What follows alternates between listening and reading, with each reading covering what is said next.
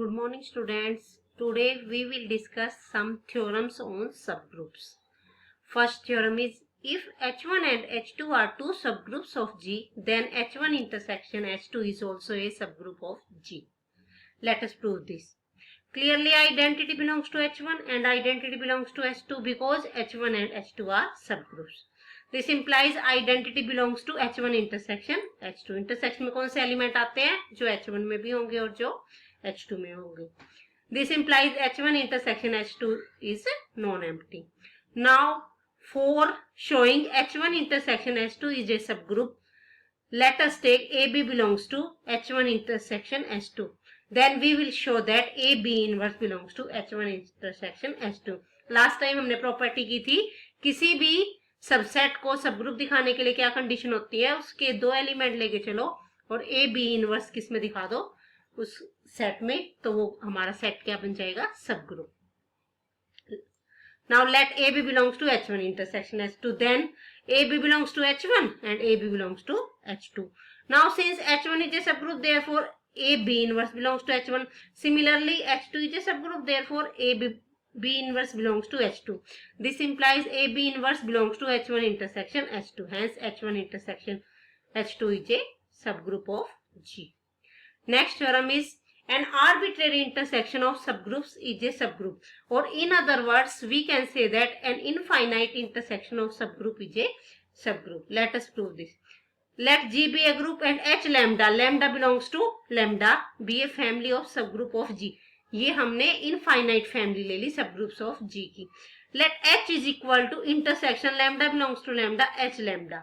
हमने H को set ले लिया इन सब की इंटरसेक्शन का. Now we shall show that H is a subgroup. For this let AB belongs to H. Now since AB belongs to H, therefore AB belongs to this intersection. And if AB belongs to this intersection, इसका मतलब क्या होगा, AB हर एक H lambda को belong करेगा. This implies AB belongs to H lambda for each lambda. क्योंकि intersection में क्या होता है, अगर कोई एलिमेंट उस इंटरसेक्शन को बिलोंग कर रहा है, इसका मतलब हर सेट को बिलोंग कर रहा है. But each H lambda is a subgroup of G. This implies AB inverse belongs to H lambda. This implies AB inverse belongs to intersection lambda belongs to lambda H lambda, which is equal to H. This implies AB inverse belongs to H. Thus AB belongs to H implies AB inverse belongs to H. Hence H is a subgroup of G. Now next example.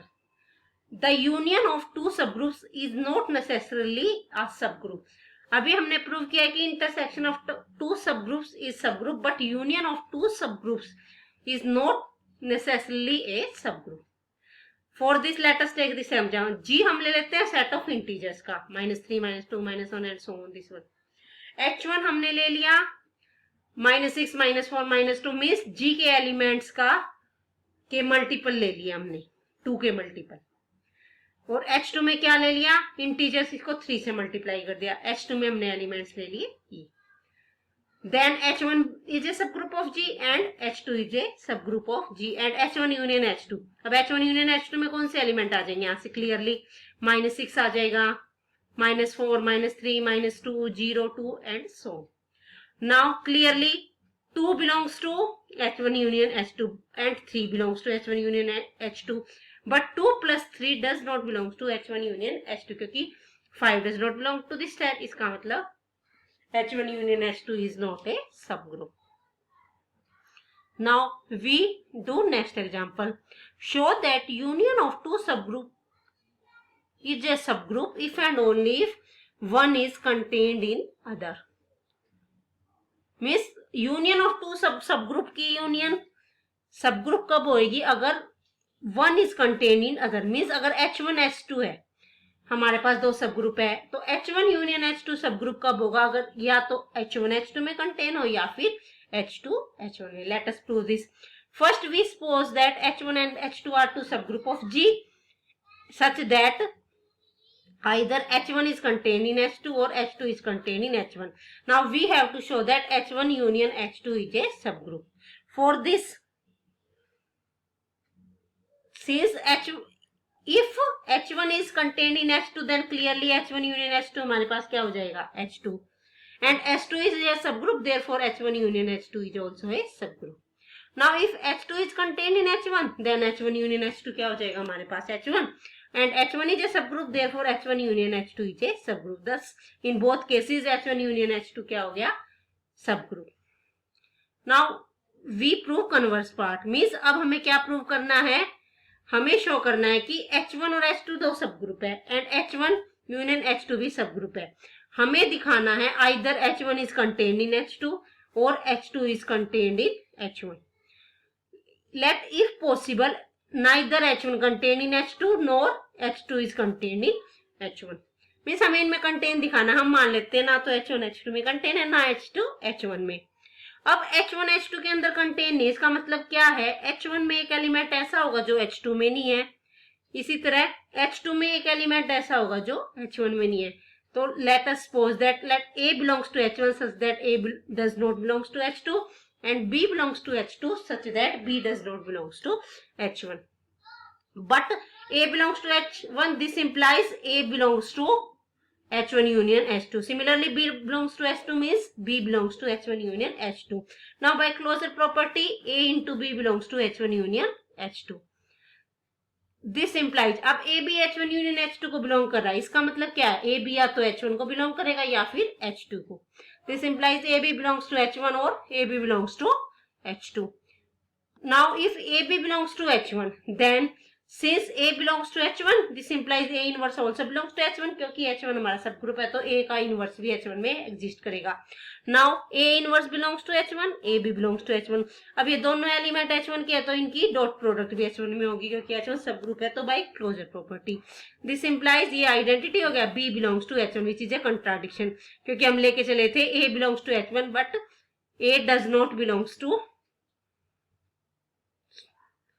हम लेके चले थे कि B belongs to H2 but B does not belongs to H1. A contradiction. Similarly, if AB belongs to H2, then B belongs to H2 implies B inverse belongs to H2. Then AB into B inverse belongs to H2. This implies A belongs to H2 but A does not belongs to H2. यहाँ से फिर से contradiction आ गई. इसका मतलब either H1 is contained in H2 or H2 is contained in H1. Now next theorem. If H and K are two subgroups of a group G, then HK is a subgroup of G if and only if HK equal to KH. अब हमें क्या show करना है, H और K दो subgroup दे रखे हैं G के. Then H into K is also a subgroup. HK भी सबग्रुप होगा if and only if अगर हमारी ये कंडीशन होल्ड हो क्या HK is equal to KH. Let us prove this. First suppose that HK are subgroup of G such that HK equal to KH. Then we shall show that HK is subgroup of G. For this let AB belongs to HK. Now AB belongs to HK तो A किस type का होगा H1 into K1. इसी तरह B क्या होगा H2 into K2. एक element H का आएगा और नेक्स्ट एलिमेंट किसका आएगा K का. For some H1 H2 and K1 K2 belongs to K. Now AB inverse, अब AB इनवर्स कैलकुलेट करते क्या हो जाएगा H1 K1 into H2 K2 inverse which is equal to H1 K1 into K2 inverse H2 inverse. But K2 inverse H2 inverse किसको belong कर रहा है KH को. अब K2 inverse H2 inverse KH को बिलोंग कर रहा है और KH किसके इक्वल है H के, तो K2 इनवर्स H2 इनवर्स किसको बिलोंग करेगा H के. दिस इंप्लाइज ये टोटल एलिमेंट हमारा किसको बिलोंग कर गया H के को. इसका मतलब ए बी हम H के एलिमेंट लेके चले थे तो ए बी इनवर्स इसका एलिमेंट आ गया हमारे पास H के का. Hence H K is a subgroup of G. Now we prove converse part. For this let H K and H K be subgroup of G. We will show that H K is equal to KH. अब H K equal to KH दिखाना है तो उसके लिए हम क्या show कर देंगे H K is contained in KH and KH is contained in H के. अब H के कंटेन्ड KH में दिखाना है तो लेट क्या करेंगे हम H का एक एलिमेंट ले लेंगे और उसको किस में दिखा देंगे KH में. Let X belongs to H K. Now let X belongs to H K. Then X is equal to H K where H belongs to H and K belongs to K. Now since H belongs to H तो H inverse किसको belong करेगा H K. Similarly K belongs to K implies K inverse किसको belong करेगा K को. This implies K inverse H inverse किसको belong कर जाएगा KH को. But K inverse H inverse किसका एलिमेंट है, क्योंकि K इनवर्स H इनवर्स को हम क्या लिख सकते हैं HK का इनवर्स और HK सब ग्रुप है तो HK इनवर्स किसको बिलोंग कर रहा है HK को. इसका मतलब क्या हो गया एच के का एलिमेंट था और किस में आ गया हमारे पास के एच में, इसका मतलब एच के is contain in k h. Now we show that y k h is contained in h k. For this let y belongs to k h. तो y किस टाइप का होगा, के एच टाइप का, where k belongs to k and h belongs to h. This implies h inverse k inverse belongs to h k. और इसको हम क्या लिख सकते हैं, k h inverse belongs to h k. अब h के सब ग्रुप है, k h इनवर्स किसको बिलोंग कर रहा है, h k को, इसका मतलब k h किसको बिलोंग कर जाएगा, h k को. दिस इंप्लाइज k h का एलिमेंट लेके चले थे, किस में आ गया, h k में, इसका मतलब k h is contain in h k. thus h k is equal to k h. Now we prove next theorem. A necessary and sufficient condition for a non-empty finite subset H of a group G to be a subgroup is that H must be closed with respect to multiplication. ये next important theorem है. इसमें क्या है, अभी तक हमने prove किया है कि H कोई भी सबसेट है G का, वो सब ग्रुप होगा अगर A और B H के कोई एलिमेंट है तो A B inverse belongs to H. लेकिन इस एग्जाम्पल में हमें क्या प्रूव करना है कि अगर H फाइनाइट सबसेट है तो हमें A into b inverse prove करने की जरूरत नहीं है. सिर्फ A इंटू बी अगर H को बिलोंग कर जाए तो H हमारा क्या हो जाएगा, subgroup. Let us prove this. हमें दोनों पार्ट प्रूव करने हैं, कन्वर्स भी. तो first we suppose that H is a subgroup of G.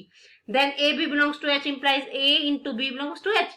Thus H is closed with respect to multiplication. This condition is necessary. Now we prove sufficient condition. Means converse part prove करते हैं. It is given that AB belongs to H implies A into B belongs to H. Now we have to prove that H is a subgroup. अब उसके लिए हम क्या करेंगे, since A B belongs to H implies A into B belongs to H. Now A और A H को belong करे तो A into A किसको बिलोंग करेगा, H को. This implies A square किसको बिलोंग कर गया, H को. Similarly A into A square H को बिलोंग करे तो A into A square करेगा, मीन्स A cube H को कर गया. Similarly A 4 कर गया. And so on. A n किसको बिलोंग कर गया, एच को. But h is given to be finite, therefore elements of this collection must be repeated. Let a r is equal to a s. क्योंकि ये infinite तो हो नहीं सकते, इसका मतलब इनमें से कोई एलिमेंट रिपीट होना शुरू हो रहे हैं. हम मान लेते let a r is equal to a s where r is greater than s. This implies, अब हम दोनों तरफ a raise to the power minus s से मल्टीप्लाई कर देते हैं तो हमारे पास आ गया a raise to the power r minus s which is equal to identity. But a की जितनी भी पावर्स है वो किस में जा रही है, h में. इसका मतलब a की पावर r माइनस एस भी किस में जाएगी, h में. इसका मतलब आइडेंटिटी किसको बिलोंग कर गई, h को. तो एक प्रॉपर्टी तो हमारी सेटिस्फाई पहले ही थी कि क्लोजर प्रॉपर्टी तो थी, अब हमारी आइडेंटिटी भी आ गई. अब हम नेक्स्ट प्रूव करते हैं इनवर्स. अब since it is clear that r minus S क्या होगा, या तो 1 होगा या 1 से बड़ा होगा. तो r माइनस एस माइनस 1 क्या होगा, 0 या 0 से बड़ा. और a की power r minus s minus 1 किसको बिलोंग करिए, h को. ना अब a और a की power r minus s minus 1 को मल्टीप्लाई करेंगे तो क्या आ जाएगा, a की power r minus s which is equal to identity. इसका मतलब a की power r minus s minus 1 क्या बन गया, a का इनवर्स. दस इनवर्स भी एग्जिस्ट कर गया. अब हमारी क्या रहेगी, associativity. Since elements of h are also elements of g, therefore associativity also holds, hence h is a subgroup of g. Thank you.